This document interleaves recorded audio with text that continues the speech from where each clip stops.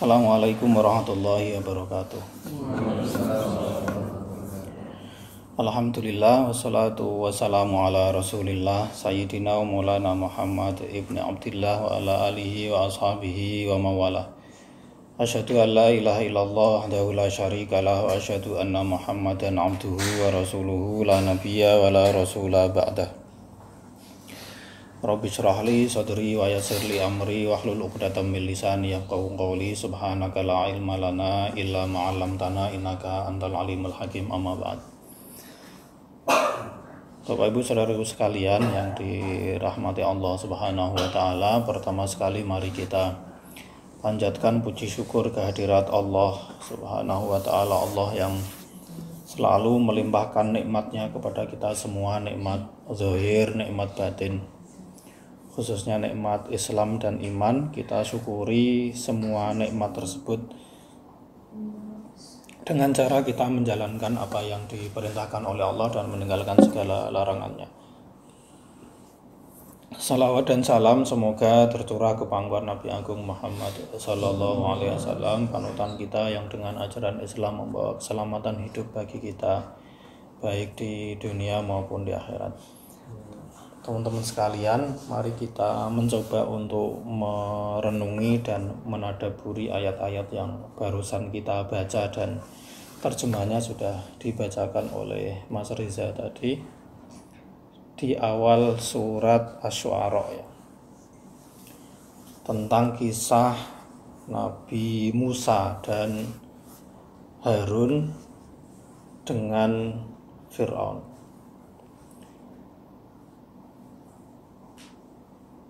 Saudaraku sekalian, sebelum ayat ini ya, di ayat 6 kemarin Allah kan memberitahu kepada Nabi Muhammad dan kita semua di surat Asy-Syu'ara itu bahwa orang-orang sebelum kita itu mereka mendustakan ajaran atau dakwah yang disampaikan oleh para nabi kepada mereka, dan akan dikisahkan kisahnya itu kepada kita, kepada Nabi Muhammad waktu itu dan kita umatnya secara umum. Kisah-kisah seperti ini itu merupakan pelipur lara bagi Rasulullah di saat beliau sedang dalam proses mendakwahkan ajaran Islam itu, baik ketika di fase Mekah maupun Madinah, bahwa ya sama saja dari dulu memang umat yang diajak untuk menyembah Allah itu sebagian dari mereka memang membangkang gitu.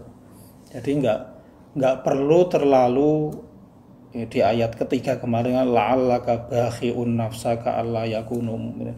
Nggak usah terlalu sedih gitu.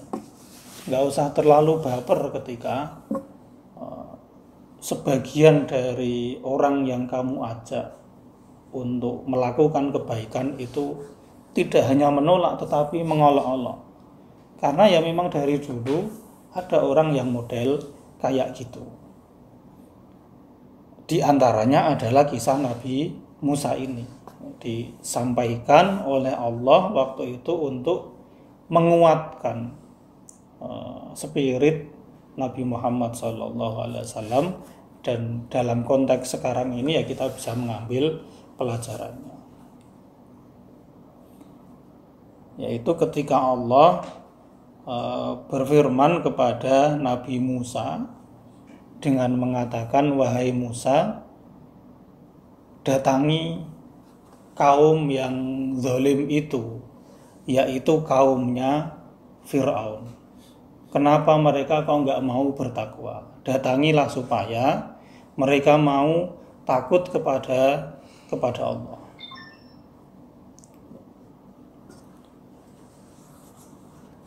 Jadi yang diminta oleh Allah untuk didakwahi itu kaumnya Fir'aun. Karena mayoritas mereka orang-orang yang tidak percaya. Tetapi nanti dalam prakteknya yang pertama kali didatangi oleh Nabi Musa dan Nabi Harun itu bukan orang per orang, tetapi langsung pentolannya, langsung Fir'aunnya. Lalu di ayat di ayat yang kita baca tadi ya, ayat 10 dan 11, Allah perintahnya datangi kaum yang zalim itu, yaitu kaumnya Fir'aun, supaya mereka bertakwa. Tapi dalam perjalanannya langsung yang didatangi oleh pemimpin. Kenapa? Karena ketika pemimpin suatu kaum itu baik, maka dia akan mengondisikan kaum tersebut untuk menjadi baik juga. Maka yang didatangi, yang didakwai pertama kali adalah pemimpinnya. Sebab ketika kepalanya itu sudah baik, maka kebaikan itu pasti akan diinstruksikan, dikondisikan kepada bawah-bawahannya.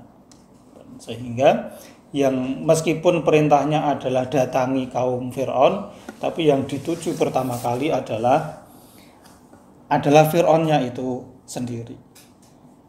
Nah, ketika Nabi Musa diperintahkan seperti itu ya oleh Allah Subhanahu wa taala, beliau agak keberatan. Karena Nabi Musa ini kan punya beban ya, beban sejarah lah kepada Fir'aun. Dulu dia dirawat. Lalu kemudian dalam perkembangannya Nabi Musa ini pernah nempeleng orang Mesir sampai meninggal. Lalu kemudian dia melarikan diri karena takut mendapatkan sanksi atas perbuatannya tersebut. Padahal ya sebenarnya dia nggak niat untuk membunuh orang itu, ya hanya membela kaumnya, yaitu kaum Bani Israel yang di Mesir kondisinya memang dijadikan budak waktu itu, atau ya kelas terendah lah begitu. Yang di dalam surat Al-Baqarah kan dikatakan Fir'aun itu yuzabbihuna abna'akum wa yastahyuna nisa'akum. Jadi anak-anak laki-laki kaum Bani Israel itu ya dihabisi, lalu kemudian yang perempuan-perempuan kaum Bani Israel itu ya dianiaya dan dipermalukan. Kasta terendah di Mesir waktu itu adalah kaum Bani Israel. Lalu Allah memerintahkan untuk menyelamatkan Bani Israel itu lewat Nabi Musa. Tapi Nabi Musa merasa keberatan karena khawatir kalau beliau didustakan. Ya karena aku ngerti cilikanmu kaya apa kan gitu ya. Cilikanmu kaya apa aku mudeng wong mbiyen tak rumat. Kadang-kadang kita itu pede untuk ngomong di luar lingkungan kita gitu ya.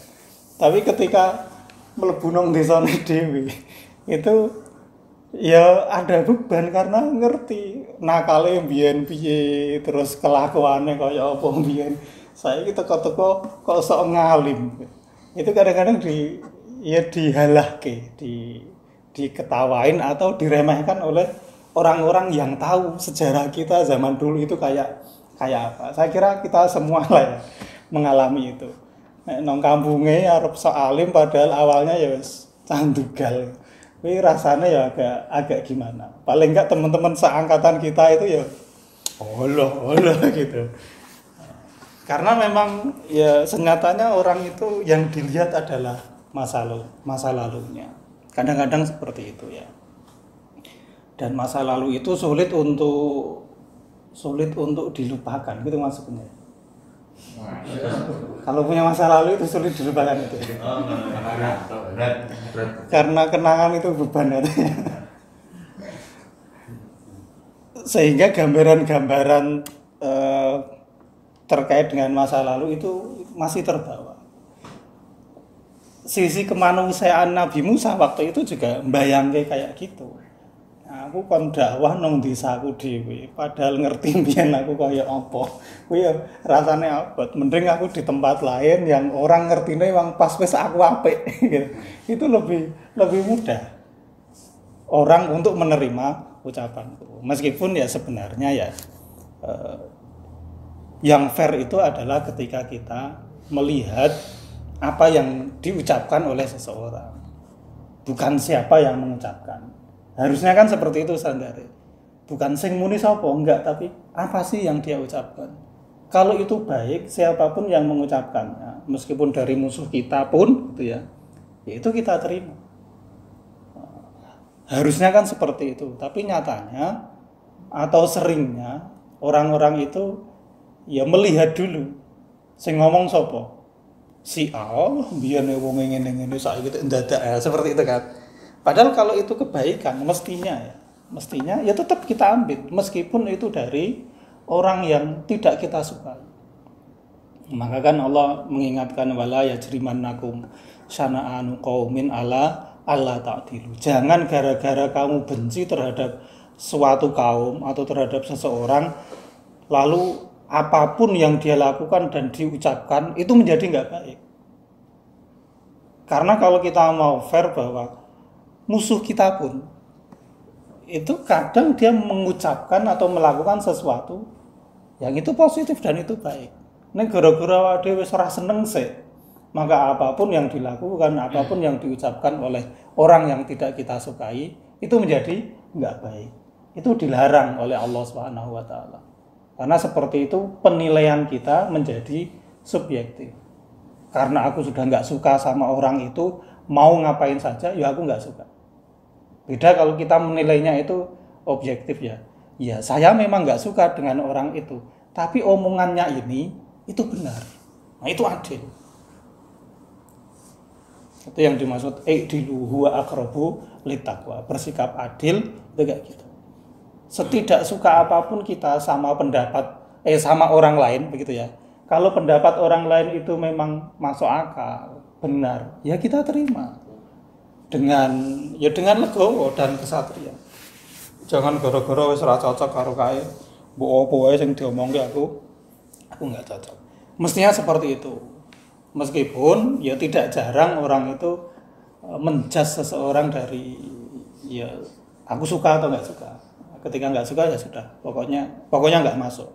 Itu tidak dibenarkan di dalam agama kita dan kita harus bisa meningkatkan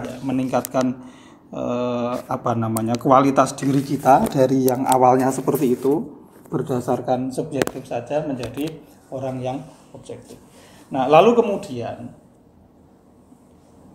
Allah menenangkan hati Nabi Musa. Setelah Nabi Musa juga memberikan proposal kepada Allah, mbak tolong saya ditemani Nabi Harun. Lalu Allah mengatakan, oke, dan tenang saja, kamu nggak akan diapa-apakan oleh Fir'aun. Datanglah kalian berdua membawa tanda-tanda kekuasaan kami. Dan kata Allah yang menurut saya perlu kita garis bawahi sangat tebal ya. Inna ma'akum mustami'un. Itu kata Allah. Betapa tenangnya gitu. Nabi Musa dan Nabi Harun pada saat itu ketika dikatakan, wis toh aku membersamaimu. Dan aku mendengar apa yang kamu sampaikan dan apa yang disampaikan oleh Fir'aun. Itu betapa menggembirakannya, betapa menenangkannya ketika misalnya bos besar gitu, siapapun itu, ketika ada bos besar mengutus kita, lalu kemudian kita merasa khawatir, dia mengatakan, tenang baik, tak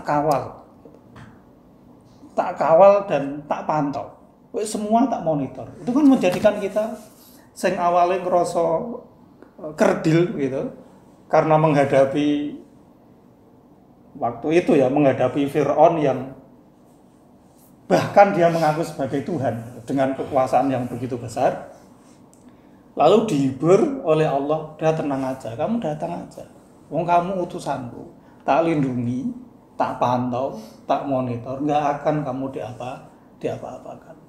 Itu kan terus menjadikan kita pede, menjadikan kita yakin untuk menyampaikan, karena kita sekedar rasul, sekedar utusan. Yang bertanggung jawab adalah yang mengutus kita. Selagi kita menyampaikannya dengan benar, begitu ya, maka penanggung jawab utama adalah yang memberikan instruksi itu. Asal sudah benar kita menyampaikannya. Maka kemudian setelah ada garansi seperti itu dari Allah Subhanahu wa taala, ya Nabi Musa datang. Langsung menemui Fir'aun. Langsung menemui pemimpinnya demi kebaikan orang yang dipimpin.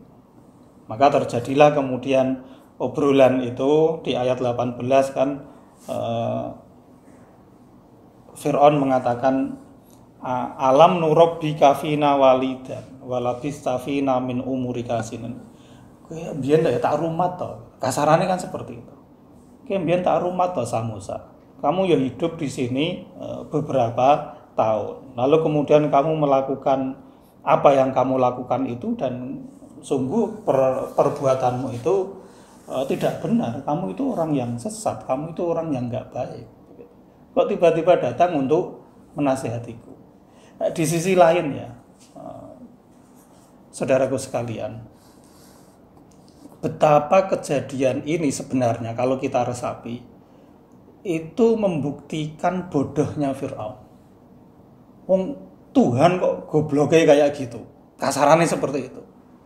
Kalau memang dia Tuhan, mestinya dia itu tahu bahwa Musa iki sok bakal dadi musuhku. Lah ngopo kok tak rumat? Masa Tuhan itu nggak tahu masa depan kayak gitu? Itu kan bodoh sekali.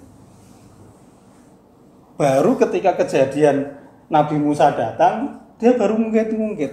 Tuhan kok kayak menungso wae.